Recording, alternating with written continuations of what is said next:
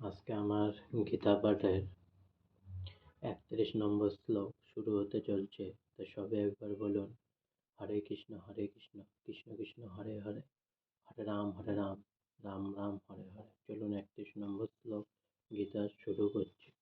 শ্লোক নম্বর ৩১। না চ সেহ নো পশ্যামি হত্যা স্বজন মা হবে, ন কাঙ্ক্ষে বিজয়ং কৃষ্ণ, ন চ রাজ্যং সুখানি চ।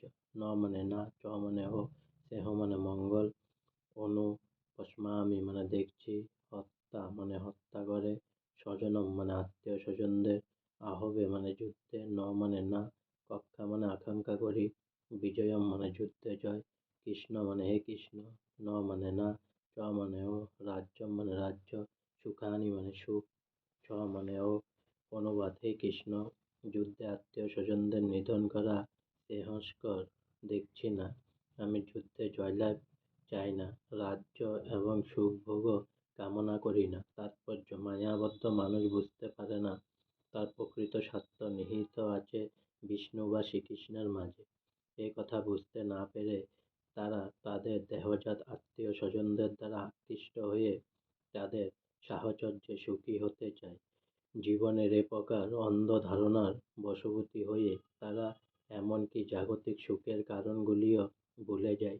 এখানে অর্জুনের আচরণের আমরা দেখতে পাই, তিনি তার ক্ষাত্র ধর্ম ভুলে গেছেন। শাস্ত্র বলা হয়েছে, দুই রকমের মানুষ দিব্য আলোকে উদ্ভাসিত সূর্যলোকে উত্তীর্ণ হয়। তারা হচ্ছেন শ্রীকৃষ্ণের আজ্ঞানুসারে যুদ্ধে অবতীর্ণ হয়ে যে ক্ষত্রিয় রণভূমিতে প্রাণ ত্যাগ করেন তিনি, এবং ২ নম্বর যে সর্বত্যাগী সন্ন্যাসী, অধ্যাত্ম চিন্তায় গভীরভাবে অনুরক্ত তিনি।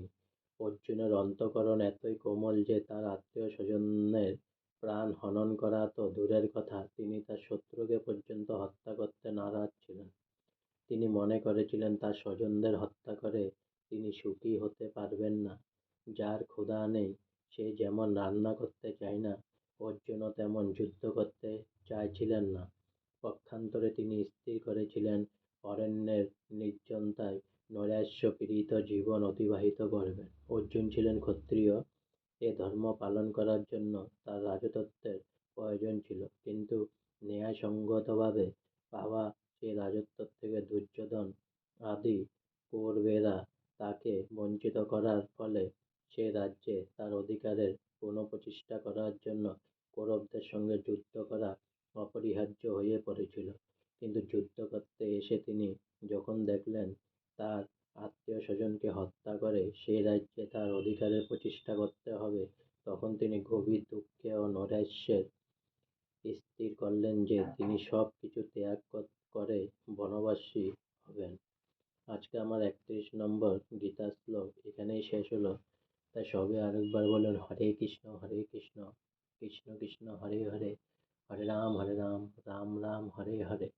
অনেক অনেক সাবস্ক্রাইব করুন প্লিজ প্লিজ প্লিজ, অনেক অনেক লাইক করুন প্লিজ।